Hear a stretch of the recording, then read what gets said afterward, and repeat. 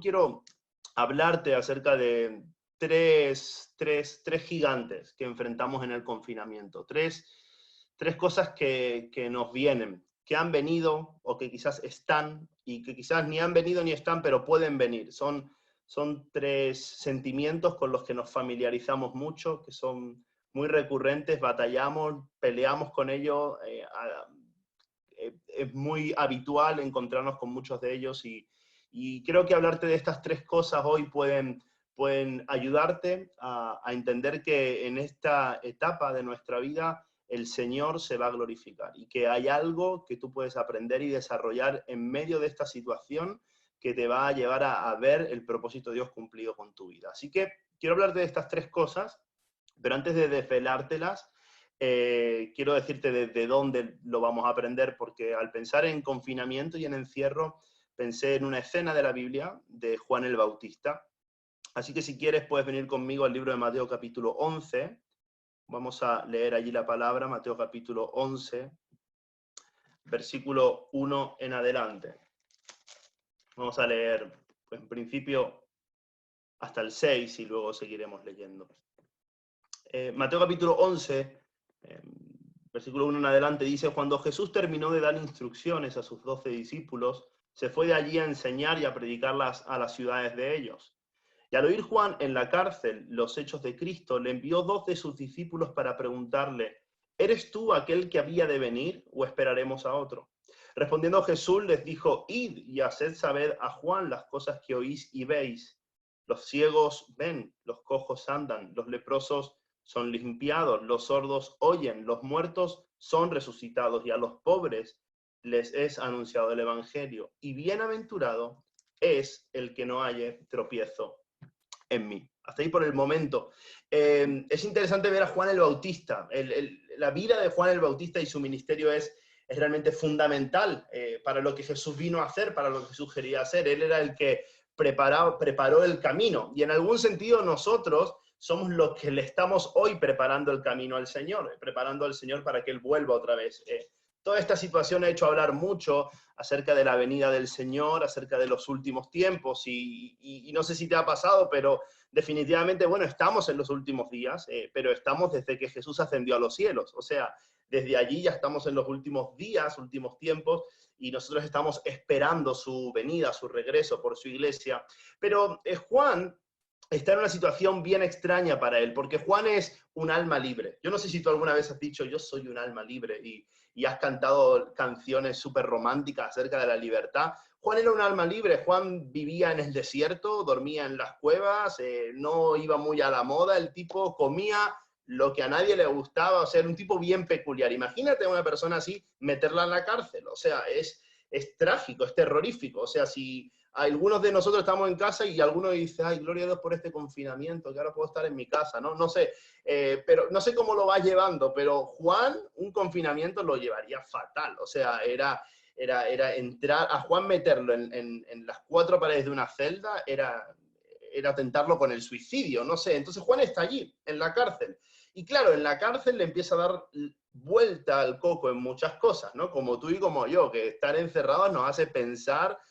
Algunos hasta ahora quieren aprender inglés, algunos quieren bajar de peso, bueno, todas estas cosas que se nos pasan por la cabeza, porque estamos tanto tiempo encerrados que hay un montón de cosas aquí. Pero es bien interesante descubrir, porque Juan se va a enfrentar con cosas que nos van a ser muy familiares. Mira, y lo primero con lo que Juan se enfrenta en su confinamiento es que Juan se enfrenta con la duda. Juan se enfrenta con la duda. Fíjate que hay una relación entre los discípulos de Juan y los discípulos de Jesús. Esto se ve en todo el Nuevo Testamento, al menos en las primeras partes del Nuevo Testamento. Discípulos de Juan pasaron a ser discípulos de Jesús, luego los discípulos de Juan hablaban con los discípulos de Jesús, luego la gente decía: oye, los discípulos de Juan hacen esto, los de Jesús no. Hay una relación entre los discípulos de Juan y los discípulos de Jesús, y parece ser que cuando Jesús va a predicar a las regiones, llegan los comentarios a Juan de lo que Jesús estaba haciendo. Jesús y Juan se conocen, son primos, y Juan ha testificado de él. Juan en el río Jordán ha dado testimonio de que él era el Mesías, y lo escuchó del cielo escuchó la voz del Padre diciendo, este es mi Hijo amado. Si Juan en teoría sabe quién es Jesús, pero estar ahí en la cárcel, estar encerrado, no poder estar viviendo y siendo contemporáneo a lo que Jesús está haciendo y diciendo, le hace dudar. Y entonces manda un mensaje a Jesús, no por WhatsApp, por personas, manda un mensaje y dice, ¿eres tú? ¿Eres tú el que había de venir? Y fíjate, o sea, estamos hablando de Juan el Bautista, estamos hablando de que cuando a Juan le preguntaban, ¿tú eres el Cristo? Él decía, no, yo no soy el Cristo, el Cristo ha de venir, yo no soy digno de descalzar sus pies. Y Juan, si tenemos que pensar en alguien en la Biblia que tenía bien claro quién era el Mesías en los primeros días del Nuevo Testamento, ese es Juan el Bautista. Pero cuando está allí encerrado, comienza a dudar, la duda. Y lo primero que debemos aprender a enfrentar en días de confinamiento es enfrentarnos con las dudas. No sé si te ha pasado, pero no sé si han venido dudas a tu mente. Las dudas están aquí, la mayoría. Y no sé si has dudado de cosas. Fíjate, Juan duda de cosas que él pensaría no dudar nunca. Él duda de quién realmente es Jesús. ¿Te ha pasado de dudar realmente, no sé, Jesús era real? O sea, Jesús está en medio de todo esto. ¿Qué pasa? ¿Esto lo permite Dios? ¿No lo permite Dios? O sea, y empiezas a trabajar con dudas aquí en tu mente. Y quizás Juan está allí dudando y piensa lo siguiente, ¿vale la pena lo que yo estoy pasando? ¿Vale la pena estar aquí encerrado por testificar del Mesías? Si el Mesías es este. ¿Y por qué duda Juan? Mira, Juan está dudando porque el Mesías que está viviendo entre los judíos no es lo que él esperaba. Él esperaba a alguien que trajera juicio, espada, que pusiera a cada uno en su lugar. Y le están contando a un tipo que tiene compasión, que sana, que perdona, y como no le entra en su cabeza lo que está ocurriendo fuera, como lo que ocurre fuera no va acorde a lo que él tenía imaginado, pensado de lo que era el Mesías, él comienza a dudar. Y él duda, ¿valdrá la pena todo lo que yo estoy viviendo? Quizás duda y piensa, ¿será verdad todo lo que yo creí hasta el día de hoy? ¿Será que habré hecho bien en bautizarle? ¿Habré hecho bien en dar testimonio de él? Cuando nos encontramos en cárceles o en prisiones o encerrados, vienen estos pensamientos en nuestra mente. Acerca de quién es Dios, acerca del sentido de nuestra vida. Y muchos creyentes hoy están en situaciones de duda. Han puesto cosas que antes eran principales, la han puesto en un terreno de duda, han cuestionado su fe. Y no te quiero condenar por esto, porque a todos nos pasa, la duda viene. Y ¿sabes qué? A veces semillas de duda pueden dar lugar a grandes pasos de fe. A veces los mayores hombres de fe comenzaron a actuar en el nombre del Señor por una duda que primero vino a su mente, a su corazón. Y Juan está allí, está en esta situación. Mira, en otra ocasión, Lucas capítulo 24, verso 37, Jesús resucitado se presenta a sus discípulos en medio de la noche y dice en el verso 37, aterrorizados creyeron que veían a un espíritu. Y Jesús les preguntó, ¿por qué se asustan tanto? ¿Por qué les vienen las dudas? Y oyeron y vieron que era Jesús. Hay algo interesante. Oyeron y vieron que era Jesús. Los discípulos, después de la muerte de Jesús y después de Jesús haberse le apareció en varias ocasiones, se lo encuentran a él por la noche y tienen miedo, tienen temor. Y Jesús le dice, ¿por qué dudan otra vez? Y luego, al oír y ver, y quiero que te quedes con al oír y ver, porque Jesús dice en Mateo 11, versículo 4, le dice a los discípulos de Juan, id y haced saber a Juan las cosas que oís y las cosas que veis. Y lo que encuentro aquí es que hay algo que me ayuda a lidiar con la duda, y es estar seguro de aquello que veo y estar seguro de aquello que oigo. Curiosamente, los discípulos en la iglesia primitiva decían, no podemos dejar de hablar de lo que hemos visto y lo que hemos oído. Fíjate esta relación entre lo que uno ve y lo que uno oye. Jesús dijo lo siguiente, mirad lo que oís. ¿Y qué te quiero decir con todo esto? Que, mira, la duda, resolvemos nuestras dudas cuando examinamos lo que vemos. cuando examinamos lo que oímos. Y muchas de nuestras dudas generan temor en nuestro corazón porque no estamos viendo de una manera correcta la realidad que nos toca vivir. Muchas de nuestras dudas llegan y se instalan en nuestro corazón porque no estamos oyendo lo que el buen pastor quiere decirnos. ¿Qué pasa? Que oímos todo el día noticias. ¿Qué pasa? Que vemos estadísticas. Y todo eso es una realidad, nadie la ignora, no debemos ignorarla. Pero, hey, ¿qué estás viendo en tus ojos de la fe espiritualmente? ¿Cómo estás viendo la situación que te rodea? ¿Qué estás oyendo? Porque, oye, yo oigo cifras todos los días, pero ¿qué me está diciendo Jesús? El buen pastor conoce a sus ovejas y sus ovejas oyen su voz. ¿Cómo puedo enfrentar la duda atendiendo a la voz del Señor y viendo las cosas como Él las está viendo? Todos ven una pandemia, pero Jesús, ¿qué está viendo Jesús? ¿Qué está viendo el Señor desde su trono, desde su soberanía? Hay algo que el Señor te quiere hacer ver para que tus dudas puedas lidiar con ellas y no consuman tu fe en el Señor. Hay que aprender a enfrentar la duda, porque la duda viene, ha venido y vendrá. Y hay algo para mí interesante, y quiero dejártelo, son unos consejos muy prácticos, de cómo actuar cuando vienen dudas. Quizás estás en este momento, o quizás puedas llegar a estar, y eso te pueda servir. Y quizás anotarlo o escucharlo hoy, pues te viene bien. Pero mira, cuando vienen dudas, yo te quiero decir algo, que tener una duda es a menudo una indicación de una fe más profunda.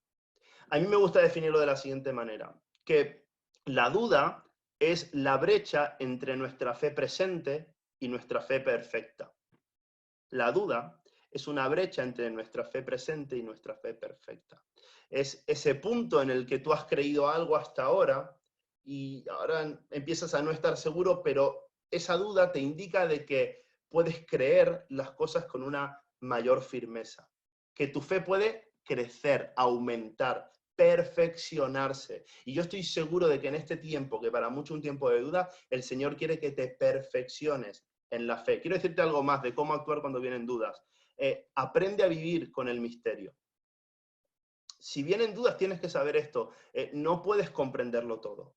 No puedes entender todas las cosas. Y hay que aprender a vivir con el misterio. Hay muchas cosas que el Señor nos dejó muy claras y hay otras que no. Y tenemos que aprender a saber vivir con eso. Tercero, cuando estés con dudas, haz de las cosas principales las cosas principales. Es decir, no dejes que dudas pequeñas, insignificantes, no sé, dejemos usar esta palabra, dudas estúpidas que no tienen relevancia para tu vida, quiten la importancia a las cosas que realmente importan. Hay gente que se vuelve loco en su fe y comienza a tener un terremoto de dudas porque no entiende muy bien los acontecimientos finales. Y dice, no, pero ¿cómo va a ser? Y claro, hay cosas que no podemos terminar de comprender, pero haz de lo principal lo principal. Oye, esto tiene que ver con mi salvación. Esto me ayuda a caminar cada día como un discípulo de Jesús. Entonces, no dejes que tu duda tenga más importancia que tu fe. A veces le damos más crédito a nuestra duda que a nuestra fe. Y esto tiene que ver con lo siguiente que te quiero decir. Cuando vengan dudas, vive de acuerdo a la fe que ya tienes. Es decir, si hasta el día de hoy has venido creyendo algo que es firme, que es certero, acerca de quién es Jesús, acerca de cómo Él obra, acerca de que Él está contigo, oye, no pongas en duda lo que ya has puesto en tu fe. Entonces, vive de acuerdo a la fe que ya tienes. ¿Tú crees que Jesús es tu Señor? ¿Tú crees que Jesús es tu Salvador? Vive como tal. No, que las dudas por otras cosas no te quiten la certeza de vivir con la fe que ya hay en tu corazón. Si has llegado hasta aquí, si hasta aquí el Señor nos ha tenido, si hemos estado confiados en el Señor a este momento, oye, no voy a quitarle crédito a todo lo que el Señor ha hecho con mi vida por no tener claro algo que todavía Él quiere hacer. Vive de acuerdo a la fe que ya tienes. Y lo último, quinto consejo para el que está luchando con dudas. Este es el mejor. Duda de tus dudas. Duda de tus dudas. O sea, si hay una duda, no significa que esa duda tenga más razón que tu fe. ¿Cómo puedo enfrentar la duda? Obviamente con la fe, con la confianza. Antes lo leía Joan, ¿no? Bendito, bienaventurado. Es el varón que confía en el Señor.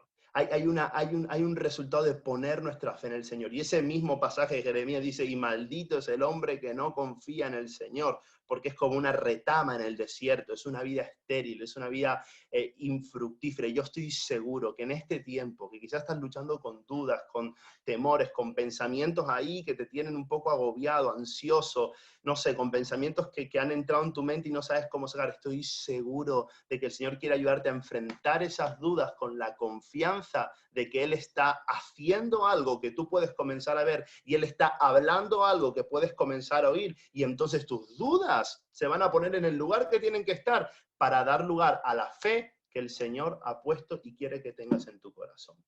Entonces, tenemos que aprender a enfrentar la duda. Juan tuvo que aprender. Y Juan dijo, ¿eres tú? Y el Señor le mandó un mensaje. Y le dijo, oye, decidle a Juan lo que veis. Que los cojos caminan. Decidle que los enfermos son sanados. Vamos, hablarle de esto, contarle lo que está pasando. Y lo que Jesús le está diciendo es, dile que la profecía se está cumpliendo. Isaías 35 se está cumpliendo. Isaías 61 se está cumpliendo. Hey, tenéis que hacérselo ver. Y quizás hoy es el día para que alguien venga del sur y os diga, hey, que el Señor está haciendo cosas que prometió, que el Señor está haciendo cosas por las que estábamos orando. Nosotros estábamos orando por las familias cristianas. Y ahora hay familias cristianas que han vuelto a orar. Ahora hay creyentes que han vuelto a leer la Biblia. Y quizás no vino en la manera que lo esperábamos, pero está ocurriendo, está pasando, y quizás tienes que escuchar hoy que el Señor está haciendo su obra, aunque nosotros estemos encerrados. Porque al fin y al cabo, el protagonista de la historia no eres tú, soy yo, es Jesús. ¿Y sabes qué? Él sigue afuera, en la calle, andando allí, en los hospitales, en los supermercados, en donde todavía se puede caminar. Ahí está Jesús haciendo su obra. Aunque nosotros estemos aquí, es como la iglesia que estaba encerrada orando por Pedro. Hoy la iglesia está orando más que nunca. Y lo vemos porque Jesús sigue haciendo su obra, porque su obra es imparable. Pero nosotros tenemos que saber lidiar con nuestras dudas. Amén. Mira, lo siguiente con lo que tiene que enfrentarse Juan, y quizás tienes que enfrentarte tú, o me tengo que enfrentar yo, nos tenemos que enfrentar, es con la decepción. Dudas, y lo segundo que quiero hablarte es acerca de la decepción. Mira, es muy curioso cómo Jesús le responde en el versículo 6 a los mensajeros de Juan. Dice, y bienaventurado es el que no halle tropiezo en mí. ¿Habías escuchado ese versículo? Bienaventurado es el que no halle, el varón que no halle tropiezo en mí. La palabra tropiezo es bien interesante en el griego. No quiero dar clase de griego ni mucho menos, pero la palabra es graciosa porque es escandalizo. Y de ahí viene la palabra escándalo en español, ¿no? Esa sí nos suena mucho más, por Rafael y por todo esto, escándalo. Muy bien, pues esta palabra siempre se emplea en sentido metafórico y tiene que ver con eso, con que sea un escándalo, con encontrar un tropiezo. Tiene que ver con ocasiones de caer. Y si tuviera que parafrasear lo que Jesús quiere decir en este versículo, sería de la siguiente manera. Bienaventurado es el que no haya en mí ningún motivo de tropiezo. Bienaventurado es el que puede mantener los pies en mis caminos. Bienaventurado el que no resbala por cualquier obstáculo en el camino por el cual lo he conducido. Ese es bienaventurado. Bienaventurado es el que no se escandalice de mí.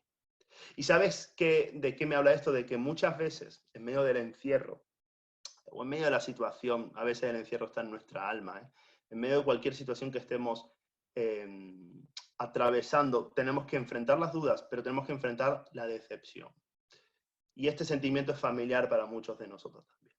Alguien te ha decepcionado alguna que otra vez. Alguien te ha fallado. La decepción viene porque hemos puesto nuestra confianza en cierta persona y no ha estado a la altura de nuestra expectativa. Hay veces que parece, y digo parece porque no es real, que el Señor no está a la altura de nuestra fe. Es como que le decimos, Señor, con todo lo que yo te amo, con todo lo que yo creo, con todo lo que yo te sirvo, y fíjate lo que me está pasando. No tengo trabajo, no llego a fin de mes. ¿Y qué ocurre? Decepción. Te decepcionas. Estoy decepcionado. En otra manera de decirlo sería, estoy escandalizado.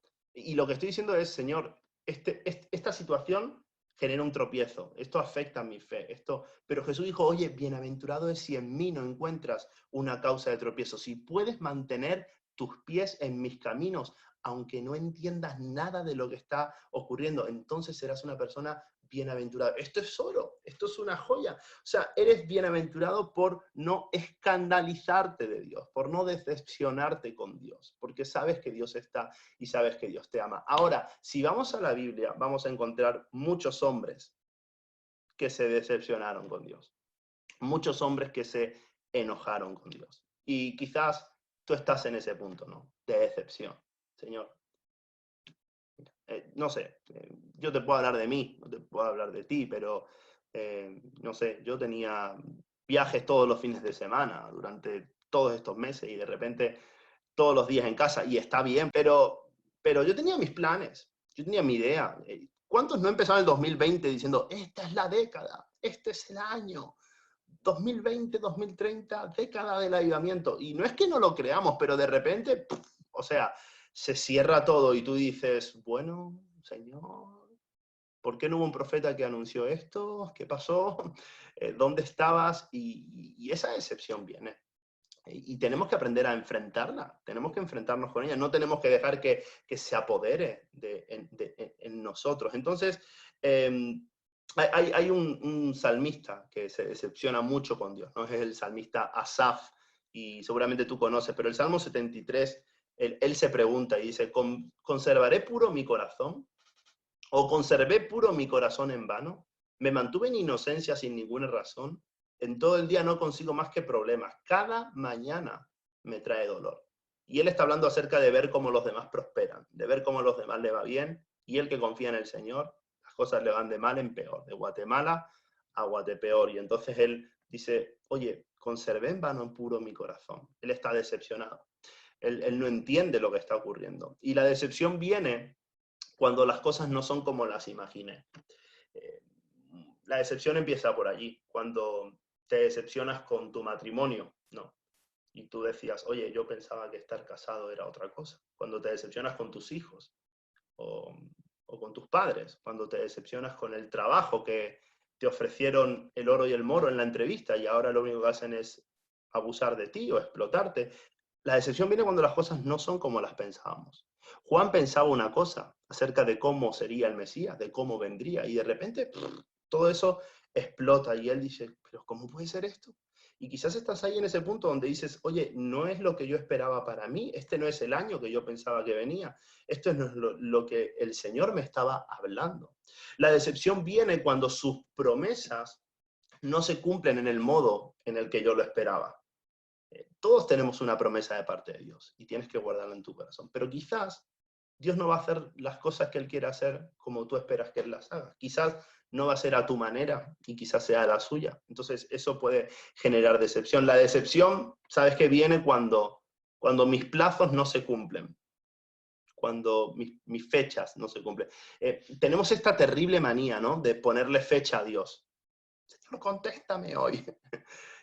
Dame el novio ahora, yo qué sé, bueno, en fin, no sé, salva a mi hijo ya, y está bien, eso expresa nuestra necesidad, no es que esté mal, pero has escuchado esto de que todo tiene su tiempo y que los tiempos de Dios son perfectos. Y yo entiendo que tú tengas plazos, y a veces está bueno tener plazos y metas a corto, a mediano, a largo plazo, pero al fin y al cabo, mi confianza está puesta en Él y mis tiempos también. Entonces yo voy a confiar en que mis plazos no siempre son los suyos, pero los suyos siempre serán los míos. Y quiero decirte en esta hora, en esta noche, que Dios tiene en sus tiempos tu vida. Es decir, que tu vida no se ha ido fuera del tiempo de Dios, que todo lo que está ocurriendo encaja, enmarca en un tiempo preparado que Él tiene para ti. Él tiene control.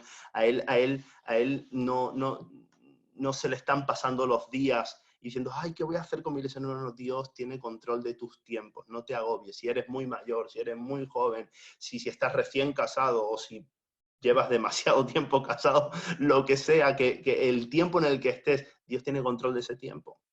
Y sus plazos serán tus plazos, sus tiempos serán tus tiempos, y así puedes aprender a vencer la decepción. Pero lo que Asaf hizo, y seguramente sabes ese versículo. Él dice, hasta que entré en tu santuario, por fin entendí el destino de los perversos. En el versículo anterior, 16, dice, traté de entender por qué los malvados prosperan, pero qué tarea tan difícil. Entonces entré en tu santuario y por fin entendí el destino de los perversos. La única manera de vencer la decepción que tú y yo podemos sentir en nuestra alma es teniendo una nueva comprensión de las cosas que me acontecen. Es lo que la Biblia habla de renovar el entendimiento.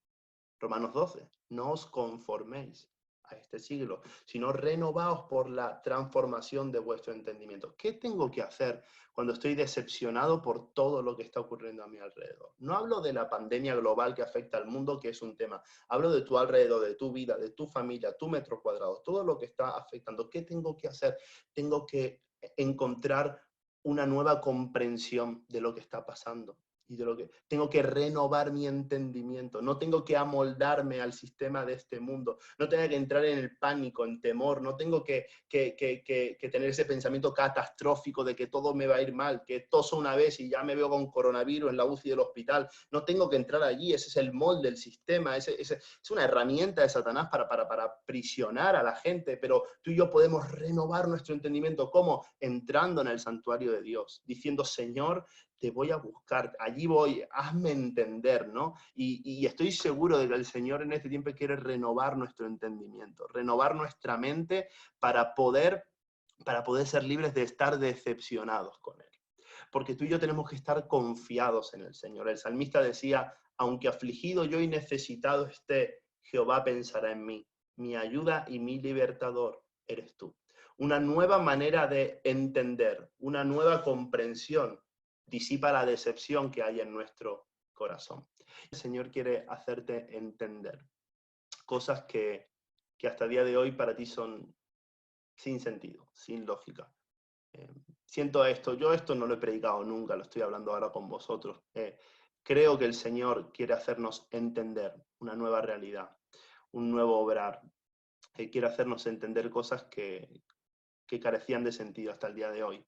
Y la va a hacer cuando entremos en su santuario. Quizás la primera decepción está ahí, que al principio de la cuarentena todos decíamos, voy a orar, voy a leer la Biblia, voy a hablarle a todos del Señor, y de repente, pum, te vienes abajo. De repente pasan días y ya no oras tanto, y el plan bíblico, oye, abres la aplicación para que te ponga que lo has leído y luego la cierras porque te da pereza seguir. No sé, o quizás no, quizás me estoy equivocando y aquí estamos todos al pie del cañón, que sí, que también, pero a veces hay decepción, a veces pasa el tiempo, oye, no eran 2 semanas, no era un mes, ¿qué pasa? ¿Que va a ser un mes más nos toca? ¿Son 60 días al final? Va a ser que sí, pero bueno, eso no lo digo yo, pero no entres en la decepción, no te decepciones, hay algo que tienes que entender. Nosotros tenemos la mente de Cristo y podemos entender la realidad de una manera en la que nadie la puede comprender. Amén, sí. Vence la decepción entendiendo las cosas como Dios las entiende. La Biblia dice que Él abre los ojos de nuestro corazón. Hay algo que podemos ver y entender en el Señor que no nos lo puede enseñar esta sociedad. La duda, la decepción y lo tercero que hay que aprender a vencer en medio de un confinamiento es el desánimo. ¿Qué le pasa a Juan en la cárcel? ¿Por qué Juan manda el mensaje a Jesús diciéndole, hey Jesús, ¿eres tú? ¿O hay que esperar a otro? Juan está viendo su cabeza en el plato de, tú sabes, Juan está viendo ya que se acaba su vida. Él ha dicho, yo voy a menguar, él entiende que su tiempo se ha acabado, pero allí está desanimado, siente que no, el desánimo, siente que quizás no ha valido la pena.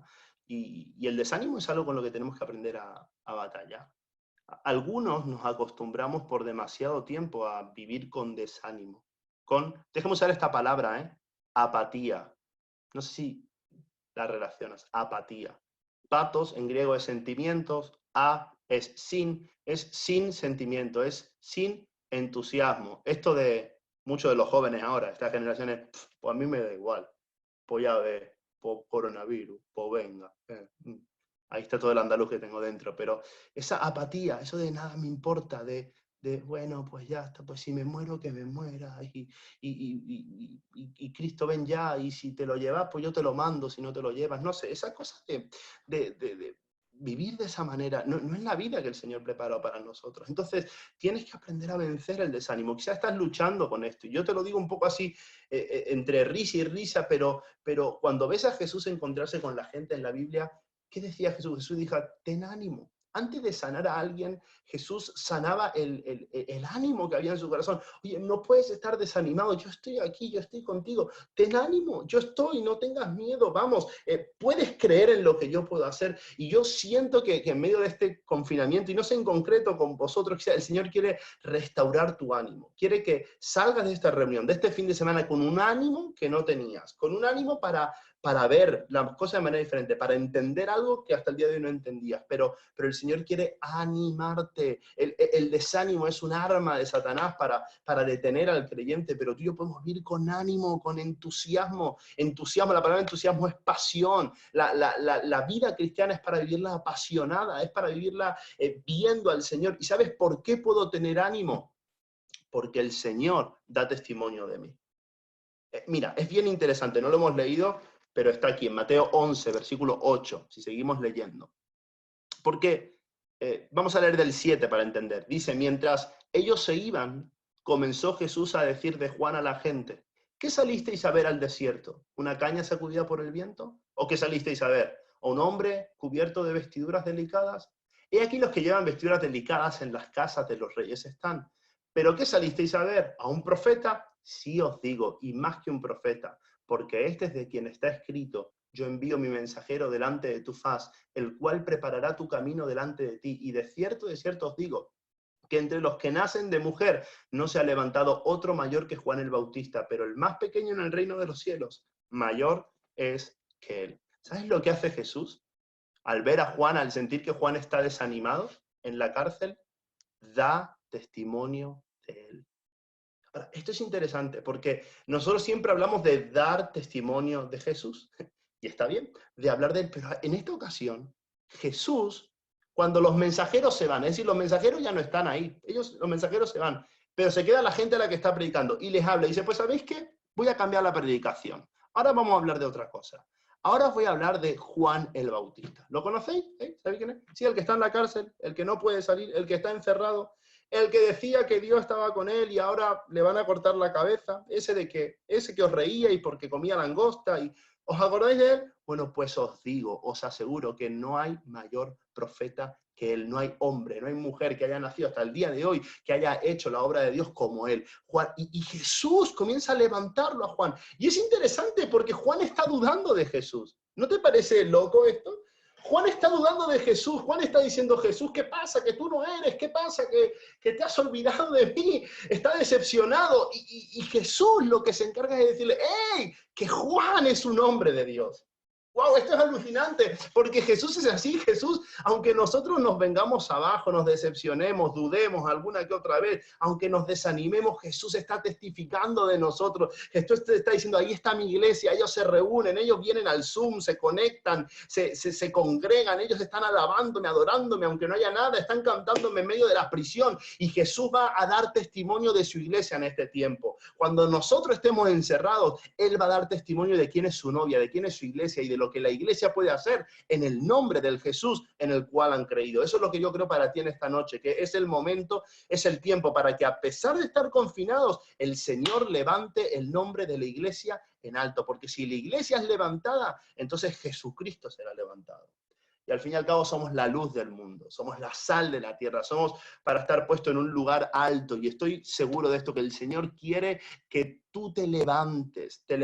Por eso te animo a no estar desanimado, a no estar apático, a no perder el entusiasmo con lo que Dios puede y quiere hacer en medio de este tiempo, porque mientras nosotros estemos encerrados, el Señor hará que nuestro nombre, que nuestra vida sea testimonio para este mundo adolorido. Él da testimonio de ti. Y no hay nada que levante más el ánimo que escuchar a Jesús hablando tu nombre. Y por eso no debemos estar desanimados. Antes el pastor hablaba de Jeremías y me parece interesante porque Jeremías era el profeta llorón. Jeremías sabe lo que es el desánimo. Y quizás el mayor momento de desánimo es cuando él ve a Jerusalén destruida, ¿no? De hecho, el libro es Lamentaciones, que para ponerle a un libro Lamentaciones, pues imagínate cómo era, ¿no? Y él ora ahí, y él habla con Dios, y me encanta Lamentaciones, la verdad.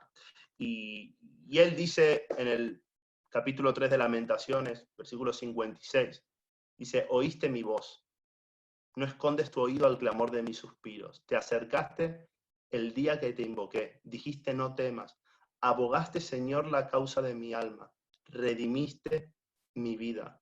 Tú has visto, oh Jehová, mi agravio, defiende mi causa. Y quiero decirte que podemos tener ánimo porque tenemos a alguien que nos defiende. Abogado tenemos para con el Padre. Tienes derecho a un abogado.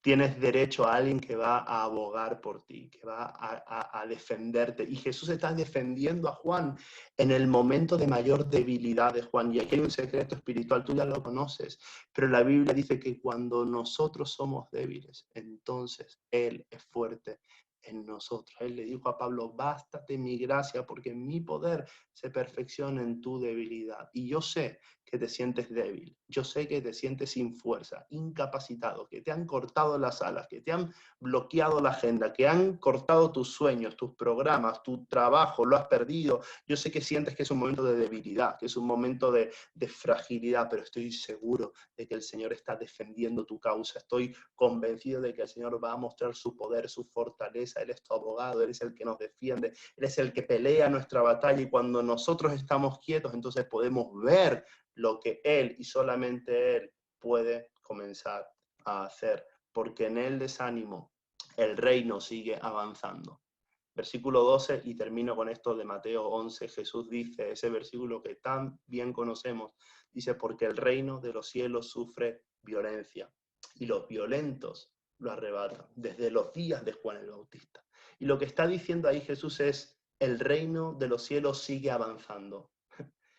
Juan trajo un cambio, Juan trajo un aire fresco, trajo la voz de Dios, es la voz que clamaba en el desierto. Pero ¿sabéis qué? Sigue avanzando con fuerza. Y quiero decirte esto, el reino de Dios sigue avanzando, su plan, su propósito sigue adelante. Y tú tienes que ser de esos que aún en el desánimo dicen, ¿sabes qué, Señor? Yo sé que tú tienes planes y yo me voy a aferrar a ellos, yo voy a tomarlo con fuerza porque yo soy de los violentos, de los que se aferran a tus promesas, lo toman con fuerza y a pesar de que haya circunstancias difíciles, no se sueltan de tus propósitos. El Señor sigue con su plan, Él sigue usando a la iglesia. Lo único que tenemos que hacer es tomarnos, es aceptar su defensa, tomarnos de su mano y ser libres de vivir en desánimo. Si estás enfrentando esto, quiero decirte que Jesús quiere mostrarte su defensa. Él quiere que quizás te calles un poquito de tu queja, de tu situación, y que escuches su defensa.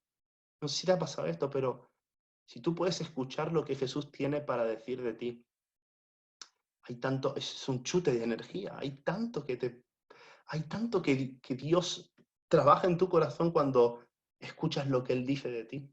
Cuando abres la Biblia y ves que eres perdonado, y ves que eres adoptado, y ves que eres salvo, y ves que puedes estar seguro y que tu casa está sobre la roca, y ves que eres un hijo, una hija, heredero, heredera, y tú lo ves y dices, wow, porque hay alguien que nos defiende.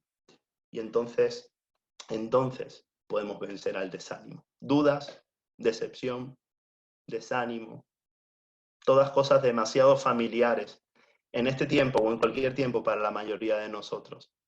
Pero en medio de las dudas tenemos algo en lo que creer. En medio de la decepción, podemos comprender y entender las cosas de una manera diferente, nueva, que no la entendíamos. En medio del desánimo podemos encontrarnos con una defensa que nos recuerda a quién le pertenecemos y para qué estamos en este mundo. Aunque estemos confinados, el reino de los cielos sigue avanzando con fuerza. Y lo único que tienes que hacer en esta noche es decirle, Señor, yo me aferro a Él, que me agarro a tus promesas. Yo no voy a dejar que las dudas acaben con mi fe. No voy a dejar que la decepción me lleve a a pensar lo que todo el mundo piensa. No voy a dejar que el desánimo me hunda en la depresión. Hoy me aferro a ti, a tus promesas, para seguir adelante, para seguir avanzando. Hoy tomo el testimonio que tú tienes de mí para ir hasta el final contigo, para ser fiel hasta la muerte. Y Juan, el final de la vida de Juan es ese, que fue fiel hasta el final, hasta la muerte. Que tuvo un momento de bajón, de duda, pues sí, como todos, pero sabes que el Señor estaba ahí con él. Y estoy seguro de esto y espero que esta palabra sea de bendición para tu vida y que haya tocado tu corazón y en algún momento haya traspasado la pantalla para llegar a tu situación.